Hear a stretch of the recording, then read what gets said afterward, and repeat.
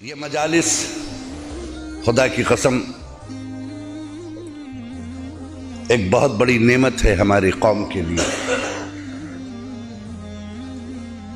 بظاہر اسے ہم مجالس کہتے ہیں لیکن حقیقت میں مجالس نہیں ہیں، بلکہ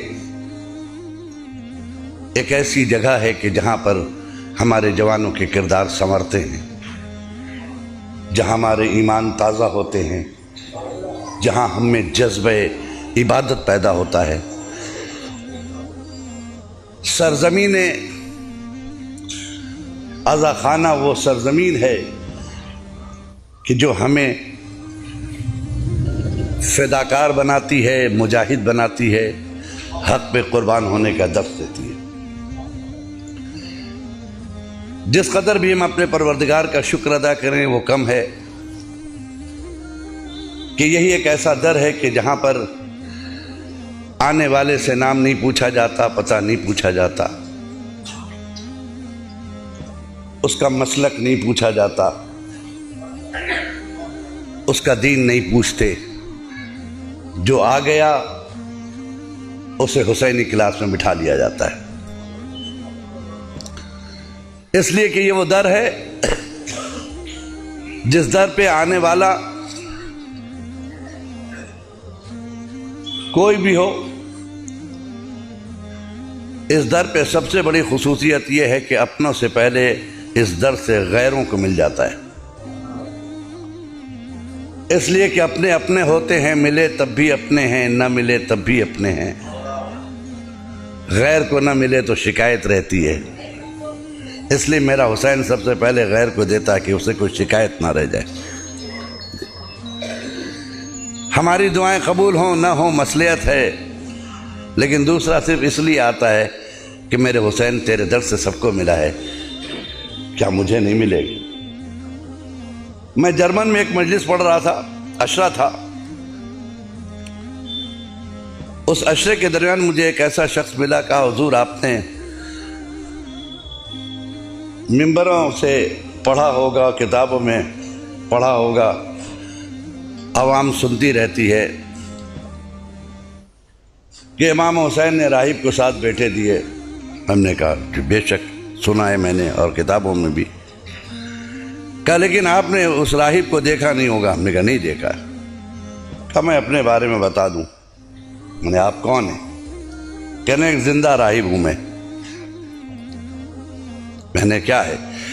کہا مجھ سے کٹر دشمن اہل بیت کوئی نہیں تھا۔ کہتا مجھ سے کٹر کوئی دشمن اہل بیت نہیں تھا، میں شیعوں کو پسند نہیں کرتا تھا، کافر سمجھتا تھا، لیکن بے اولاد تھا۔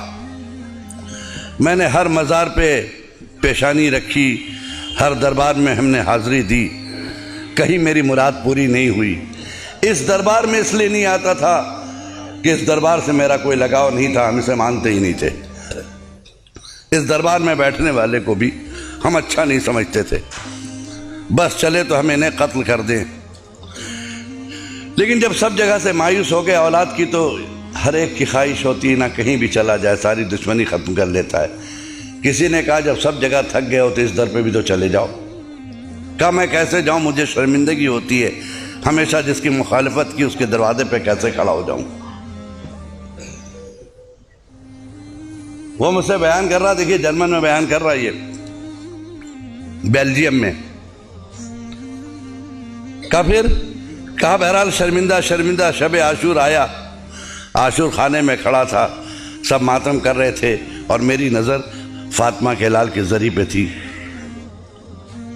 کہا اچانک میرے کان میں آواز آئی کہ جا تجھے میں نے دیا۔ وہ کہا یہ جملہ ہے جو میرے کان میں، وہ کہتا ہے کہ میں نے اتنا مانگا تھا لوگوں کے دروازے پہ کہ میں یہ سمجھا کہ اب عادت ہو گئی اس طرح کی باتیں سننے کی۔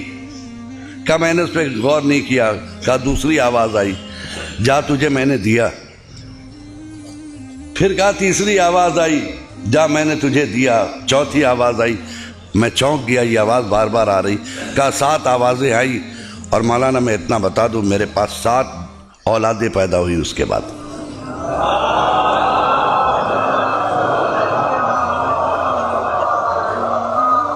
کہ آج میں آل محمد کا چاہنے والا ہوں، آج ماتمدار ہوں، آج عزادار بنا بیٹھا ہوں، تو یہ وہ در ہے خدا کی قسم جہاں غیروں کو ملتا ہے۔ میں صرف اس لیے اس غیر کا تذکرہ کیا ہے، حسین غیروں کو بلا کر اپنا لیتے ہیں،